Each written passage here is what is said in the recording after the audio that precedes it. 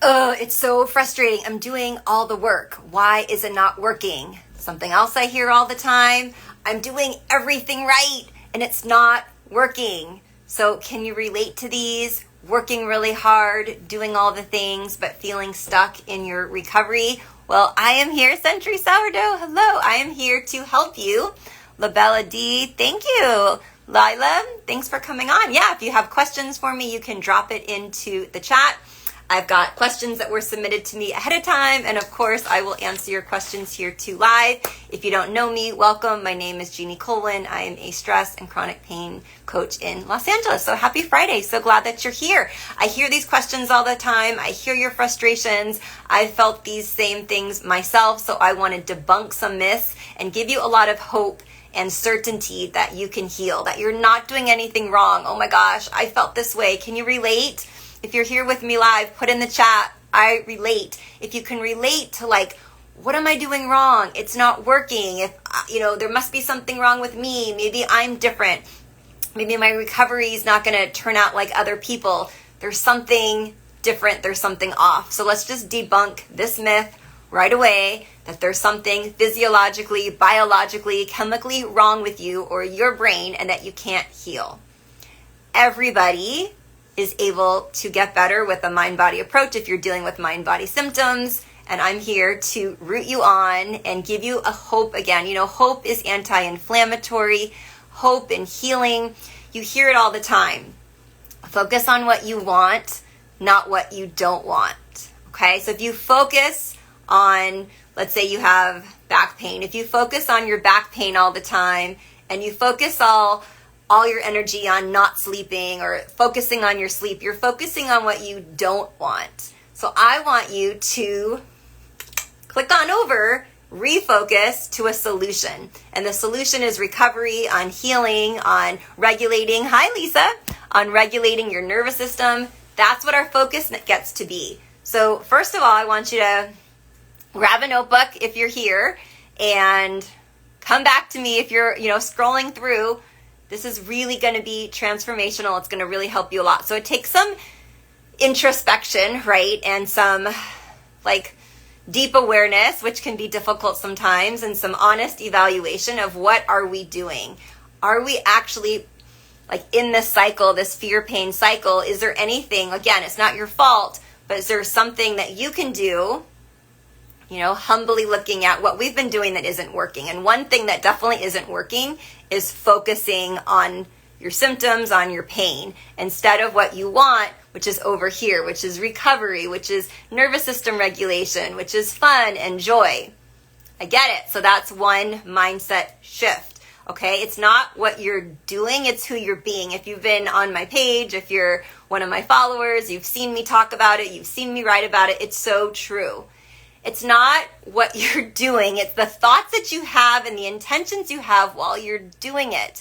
So for example, if you're doing breath work, you're doing somatic tracking, but it's, I gotta do this and it's on my to-do list and I gotta get this done, okay? And you're doing it from a sense of fear and frustration and get this shit done and I just did it, check. That's not the same, okay? It's who you're being as you do the activity. It's the thoughts you're thinking. If you're thinking, okay, got to get this done. Oh, did this 3 times. Okay, good. Check. Or, I'm going to do this somatic tracking and it better go. This better work, right? It's the intention. Okay, so we want to shift that. So let me first answer a question that I received. I don't think she's here right now, but I want to make sure I answer one of these questions. I'll answer your questions and we'll get into it all about. A girl texted me and she sent me a DM. Hi, Julie. Great to have you. She asked me that she said, well, she's unsure about taking medication. She said she knows it won't solve the problem because the problem's coming from here. So she didn't say what the symptom was. So let's just say she has a headache, right? So she knows her headache, let's say, is from stress, pressure, and in this case, she knows the, medicine won't solve anything because she knows the problem is in the brain. So she's worried about if she takes something, does that send danger signals to the brain? Okay, so everyone gets to choose their relationship to medicines, but I don't think there's anything wrong with taking things as needed if if it's like a safety behavior, okay? So safety behaviors are things like once in a while, I had horrible back pain, and once in a while it's like a little tight, or I wake up and it's got like, ooh, there's some pain, right? And so I have this like cool, hi Tina, I have this cool like magnesium cream that I kind of put on there, but I do it with a sense of love and to help me, okay? It's a safety behavior. It's like, I kind of know this is TMS, like I didn't do anything, and yesterday was stressful or whatever it is, but I still lovingly can put this cream on myself. Okay, or I have this little brace, it's like, from CVS, it's like a little sleeve or brace for my ankle that I'll put on once in a while when the ankle's feeling a little uncomfortable, just because I feel like that's going to bring safety. So it's really the intention behind it with like love, and I know I don't really need this, probably not, but it feels safe. But if you're doing it from a whole sense of fear, right, like I shouldn't be taking this, and now I have healing perspective therapy, hello. If you're doing, oh no, now I'm going to mess this up, and oh no, like what's going to happen, and just like a lot of fear and being really nervous, that's going to be worse. So of course, if you're having a headache every day and like medicine, but if you're just saying like once in a while, right? Or for me, is it okay to put cream on my back when my back hurts? Totally. Even though I know it's TMS, totally. Now, different coaches might have different opinions on this. This is what I think. This is what I tell my clients. And I think it's fine. Like sometimes before I go to bed, I'm going to put like a little meditation on, just because it makes me feel safe, just because, sometimes in the past and once in a while I don't sleep well. So it just, brings some safety. Do I have to do it? We're not looking at the meditation to like save me, and it's like, the end all be all, but that's my thoughts there. So if you're coming on live right now, if you have a question, you can pop it into the chat. So I want to read you a quote that I took from an interview with David Clark. I interviewed David Clark. I don't think it was the interview we did together, but this was an interview. And I was like, this is so good. Dr. David Clark, he is a TMS doctor, gastroenterologist. Love this man. He's the president of the ATNS. He says, symptoms always occur for a reason, and that often not a lot of progress is made at the beginning. Okay, so I just want to send this to you with compassion. Symptoms always occur for a reason. So if you're really stumped and frustrated, it really is okay not to know what the meaning is yet. When you're in it, when you're in the throes of it, who effing cares, in my opinion? I want you to feel better. I want you to regulate your nervous system. I want you to bring yourself some safety. But trying to figure it out like a needle in a haystack of like, maybe that one time when I was 6 and, maybe when I was 12 and went to sleepaway camp. That's okay. If it's an obvious reason, right? Like some of the personality traits when you were younger line up, or there was trauma, or if there was a stressful event, awesome. Okay? But you don't have to like search for it and like, oh, I got to figure it out, because that just puts pressure and that puts fear. But knowing that if you're in the throes of this, the House of More, hello, if you're in the throes of it and you're like fixating on what it is, I have clients that's like, oh, if I just figure out what it is, I could fix it. Don't worry about it. That's part of the problem. Know that the symptoms are here for a reason, as Dr. David Clark says. We don't know what it is yet, maybe for some of you. Like maybe some of you do know. I mean, anytime you work with me, like I know, I have a pretty good idea. Most of the time I have lots of reasons what's blocking recovery in my program that I work on with clients. So I just want you to trust the process, trust yourself. Your body isn't trying to punish you. You hear that all the time, and it's true. Okay, so attachment to the outcome. Are you taking notes too? Go grab a piece of paper, a notebook, or you could use your phone, computer. You're probably on your phone. It's the attachment to the outcome. Now, we've all heard this, healing is linear, but gosh, it's so much easier said than done. Let's just take back pain, because that's what I had a lot of. I've had many things. Back pain, of course we don't want back pain. Have you heard this Rumi? There's a famous poet, Rumi, and he wrote this beautiful poem called The Guest House. And he talks about emotions. It's like you're the guest house. People come to your house and then they leave. And they're here for temporary. And while they're here, you embrace these guests and you treat them well. But you're not so upset when they leave, right? So emotions, it's like the guest house. They come, they go, anxiety, same as symptoms. It's all temporary. right? So if we can look at these symptoms with less, it's like we're like so fixated, they have to go, they have to go, they have to go, and what you resist persists. Okay, so if we can just honor these symptoms, and again, just a little bit, we're not saying you listen to this live and like everything changes, but if you can just have less resistance to that, that's going to really help with the struggle bus. So think of emotions as Rumi says, and you can Google the Rumi poem, you'll find it everywhere. It's called The Guest House. Okay, so that anxiety you're feeling, that doom and gloom, the sadness, the anger, just allow it, feel it. Emotions are all safe and they're meant to be felt. So we're attaching to the outcome. We're like, I did somatic tracking and I needed to go. Okay, and this is the truth. The brain, it takes time. Most of us, we've been in fight or flight for many years. A lot of us, some of us not as long, but like decades of fight or flight, of not feeling safe. Our brain is not going to feel safe, unfortunately, because 2 weeks we've done somatic tracking, or 2 weeks you've read a book, okay? So we're in this for the long haul. I still am regulating my nervous system on a daily basis and feeling my emotions when they come up. It's not like as soon as I get out of these symptoms or when I get out of the chronic pain, then I just, all this crap of healing I learned. No, this is like a lifelong commitment to myself, and I want this the same way for you. I want you to look at things differently, okay? Feeling your emotions, Bagley, hi. Feeling emotions, anxiety, your relationship with your body. Dave's here. Hey, buddy. This is an ongoing lifetime thing. Okay, so I want you to strike this from your vocabulary. If you say to yourself, you're doing it wrong, I'm doing it wrong, I'm doing it wrong, what's wrong, I'm doing it. Okay, I want you to know that that thought isn't helpful. It's not helpful. So see if you can separate from the thought. Just know you are not your thoughts. Not everything we say is true. Thoughts are not facts. That thought isn't helping. That thought is causing a lot of pain and suffering. And the only reason it's causing all that pain and suffering is because you're believing it. So it's the same thing. Okay? Thoughts are not facts. Sometimes they are. Like you're watching this live right now. Thoughts are sometimes facts, but not always.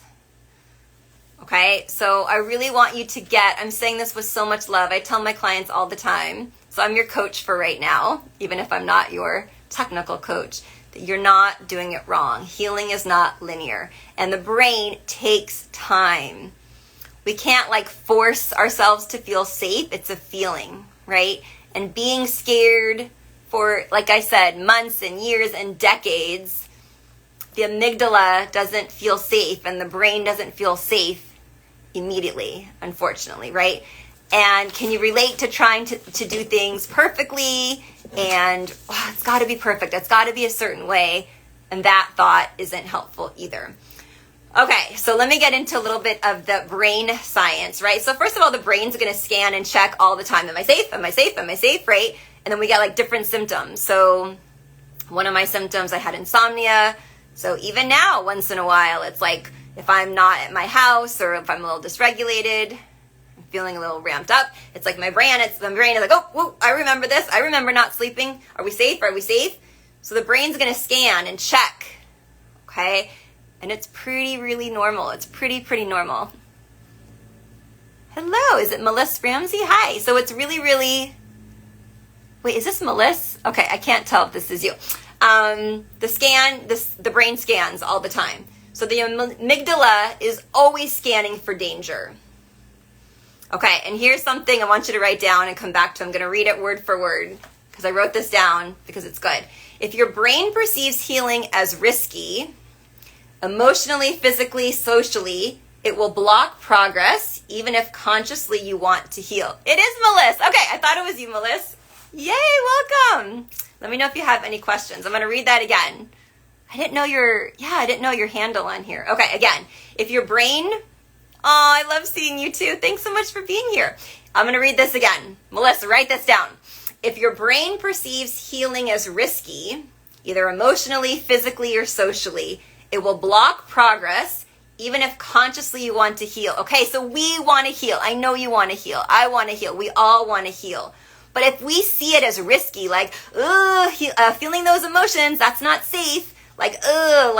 Everyone tells me in TMS feeling my back pain, I have to feel it, but I don't trust them. I think it's physical.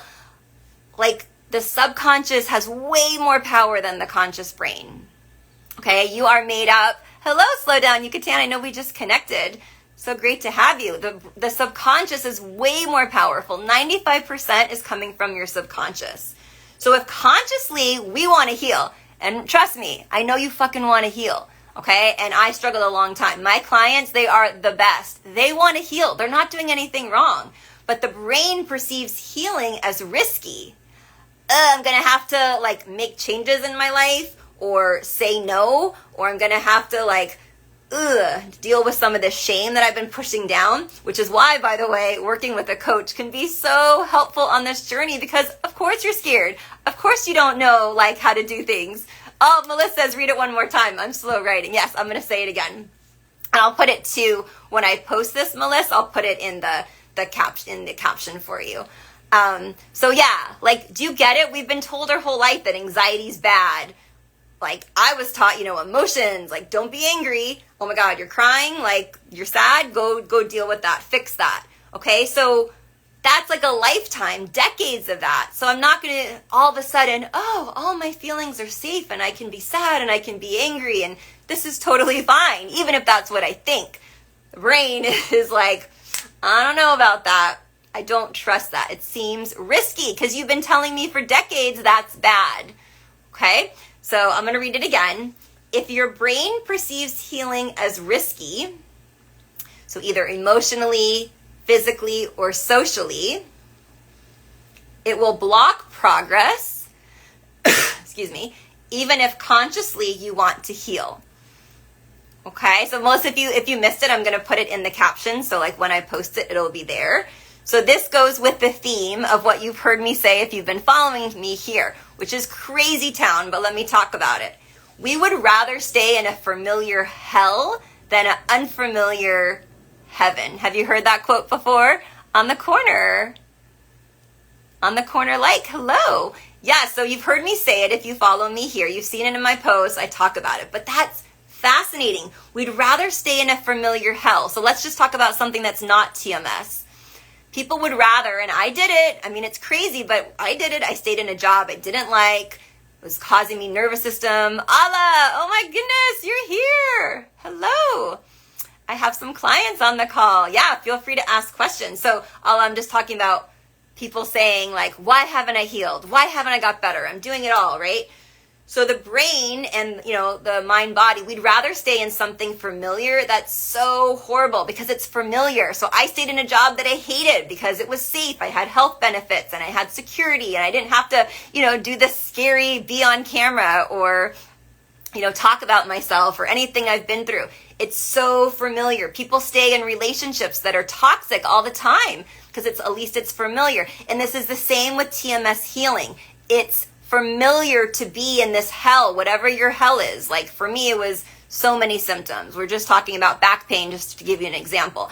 I don't understand, it's not that I don't understand, but at least this is familiar, okay? Me feeling emotions, that sounds horrible, which again is why working with the coach is going to be so great for you, because of course we're scared. And when the brain sees healing as risky, it's going to stay and block your progress. So how do you make healing seem less risky? It's by actually doing the work, allowing the emotions, allowing the pain. And again, I get it. It sounds crazy. Okay, one of my clients, she said to me wow, my whole, all these symptoms, I've been resisting it, fighting it. Of course. And then guess what the brain says? Oh, we're fighting it. That's dangerous. Danger, danger, danger. Christian, hello. Oh my gosh, buddy, it's been a long time. Welcome. So we need to make this healing process as safe as possible. And that can take time. It takes repetition. Okay, so what are you doing on your healing journey to make it safe? Are you making it fun? Are you laughing, on a daily basis? Are you having joy and play in your life? Because if you look at it as okay, healing journey, this is tough. And nothing against journal speak, but I got to journal speak and then I got to do my breath work and blah, blah. But we're not making it fun and we're not making it safe. We're kind of doing it with this energy of fear. the brain doesn't really catch on, right? And see that this is healthy. So again, the theme is if the brain if the brain perceives healing as risky, it's going to block it. So one reason you might not be healing is because you see this as risky. Another thing is like you are healing. It's just these neural pathways that for decades have been conditioned a certain way. It takes time. Okay? Healing isn't about how much work you do, but whether your brain feels safe or not as you do the work. Does your brain feel safe enough to change? That could be another ringer for you to write down. Healing isn't about how much work you do. It's about whether your brain believes you're safe enough to change. Okay, so again, it's about intention. And this is a practice, okay? You can't think your way to safety. You got to feel it. You have to feel. Top down is 20%, 80% is bottom up from polyvagal theory. If you don't know what that means, don't worry. But basically like thinking in your thoughts, that's really important. Scotty, oh my God, Scotty's like the expert on polyvagal theory. But didn't we just talk about this recently, Scotty, that like top down is like 20% of the healing, meaning our thoughts and the mind, but then bottom up, which you know I'm a big fan about, my coaching is mostly bottom up, is from the body. And healing comes from the body. So we got to feel safe. We just can't think, right? And this is why I do agree with safety messages. I encourage my clients to have messages of safety, of course, right? But I've also done videos on here where I talk about often saying that you're safe just doesn't work, okay? So it's both. So feeling safe in your body, not just telling yourself you're safe, okay? So we are, yep, exactly what I said. I got my expert here, 20% top down, 80% bottom up. Okay, so we are getting to the end of this live for today. Did anyone have questions? I don't think you guys don't have any questions today. If you're watching the replay, you can certainly pop your question in the caption or in the comments below. But as I finish up, I just want to remind you, you probably are healing. I know it's not at the speed that you want. You know, we have to have outcome independence with this, but it's not that you're not healing. It's that, again, your brain for so long has been scanning and on alert and like trying to protect you and like, oh, is there danger? Is there danger? Is there danger over here? Is it here? Like, it's perceiving fear and pain for so long. And it's like way shorter that you've been practicing and facilitating safety. So we got to catch up, right? It's been practicing fear and pain longer than it's perceiving and practiced safety. Okay, we got some questions coming in. I think the House of More put, I think that some of my issue is not feeling safe in my body. Yes, because 20% love, the House of More is coming top down. So I do tell clients to say messages of safety. I'm safe. There's a false alarm. You know, my body, my brain is thinking there's danger, but it's a false alarm. That's wonderful. But feeling safe. So one thing you can start to do, like using your body, your breath, if you've done somatic tracking, you can do mini somatic trackings, which I recommend, 30 seconds of just allowing and feeling. Really, it's got to be felt. I know, you could read like 20 books on this, right? It's like, think of like surfing. You could read 20 books on surfing. Read and like the magazines, and you could go on YouTube and watch all the videos. But if you don't get in the water and learn how to do it, you don't know how to surf. So we know how you can bring safety with your breath, right? There's a video, Pleasant Sensations. If you want the House of More, I have a video on somatic tracking. That's a great place to start. You can DM me and I'll send that to you. Okay, Century Sourdough. Any tips for having fun while housebound with intense brain fog? Yeah, this is great question, and I'm so sorry, first of all. I know that's really difficult. So having fun, micro dosing joy. Okay, because let's be honest. Corey Fox, hello, let's be honest. You're not going to be all blissed out and happy. So like, can you microdose joy? So mindfulness. So if you have coffee in the morning, if you have a cup of tea, right? Like allow yourself joy. So if you're drinking coffee, I love my coffee. I just got like pistachio creamer. It's kind of like a healthy one. And can I be, instead of just like working at my desk, can I go sit outside for 5 minutes? And of the 5 minutes, love, maybe Century Sourdough, maybe like 20 seconds, I'm having fun or I'm having joy. It's not even like the 10 minutes of my coffee, the 15 minutes, okay? Or maybe I watch the sunset. And let's be honest, I'm watching the sunset and maybe there's only like 5 seconds where I'm like, that's pretty cool. The rest of it, I'm in pain. Maybe you can't see the sunset from your house, but you know what I mean, okay? Going outside and having the sun on your head. I really want you to microdose. Wait, let me go back to your question. A really century sourdough wants you to microdose joy. Micro. You put on a funny movie. Maybe you only laugh like once. Awesome. You microdosed it. I want you to look for it and start to cultivate. It's not just going to come to you. It's like building a business. If I stay at home, I don't get on social media, I don't send out any emails, I don't do any podcasts, I'm not going to get clients. The same thing with joy. It's not just going to like come. Okay, it's like I'm going to buy a fun novel to read, or I'm going to call my friend who always, I'm going to schedule a phone conversation with my friend. Make it less like microdose, like little moments is what I tell clients, like 20 seconds of joy, 30 seconds, but then expect it. Okay, that's what I think, if that will help. What's a way to feel safety even with sensations? Okay, so with sensations, how some more feel and allow them. So let's just do back pain because that's been the theme. How do you feel safe? Oh, this is my back. This is TMS. I know exactly what this is. My brain thinks there's danger, but there's not. And actually feel it. Come into the body. Let the thoughts go.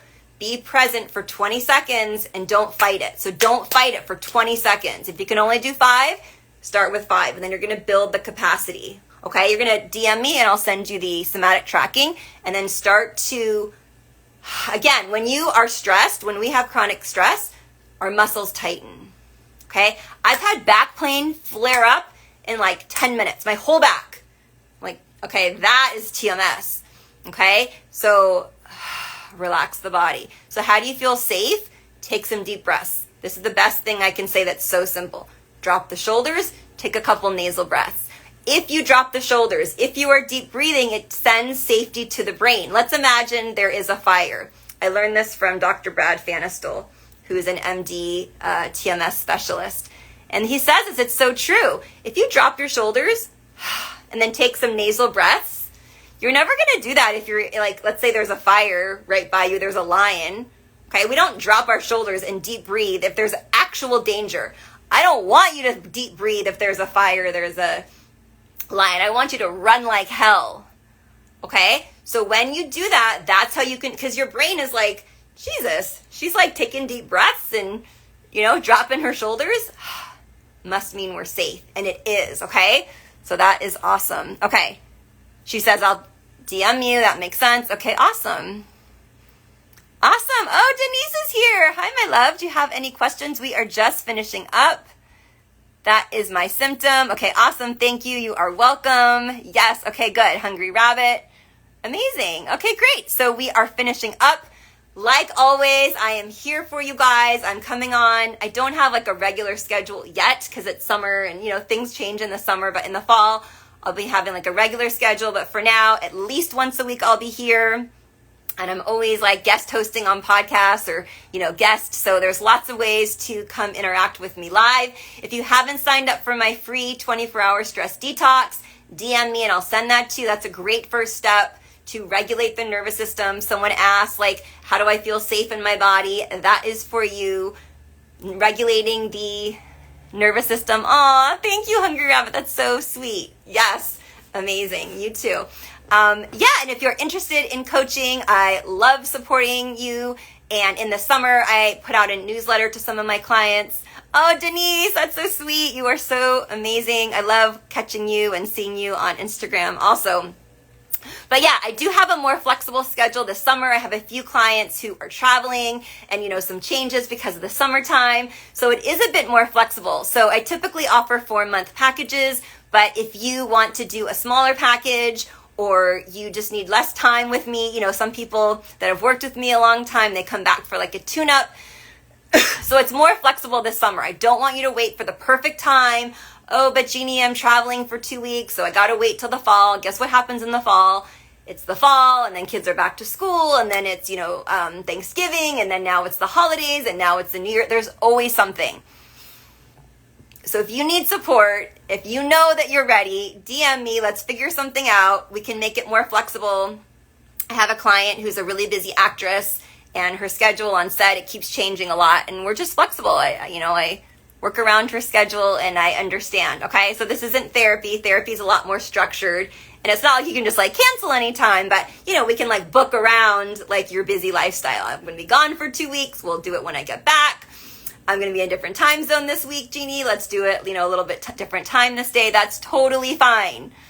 Paco, so great to have you here. I know we just connected as well. Okay, been so fun hanging out with you guys. Oh my gosh, Andrew, I just sent you an email today. So that is awesome. Melissa says, I love that I found you here. I'm in the Baltimore airport coming back from a polyvagal and yoga retreat for Deb Dana. Oh my God, Melissa. See, I had no idea. Yoga week with Deb Dana. Oh my gosh, so then she's going to know all about what I talked about, top down and bottom up. She's like polyvagal expert, I believe. Okay, awesome. Hey, Paco, great to have you here. Okay, fired up. I really hope this was helpful. If you came late, I would go back. Lots of good information. Take notes. Know this is a practice and it takes time. It can take time. I always say healing doesn't always take a long time. But we need to be compassionate. The brain's been on high alert for years, decades, months. It's not going to feel safe because we say I'm safe for 3 times a day for a week. Okay, I'm sending you so much love. Happy summer. See you next week. Bye.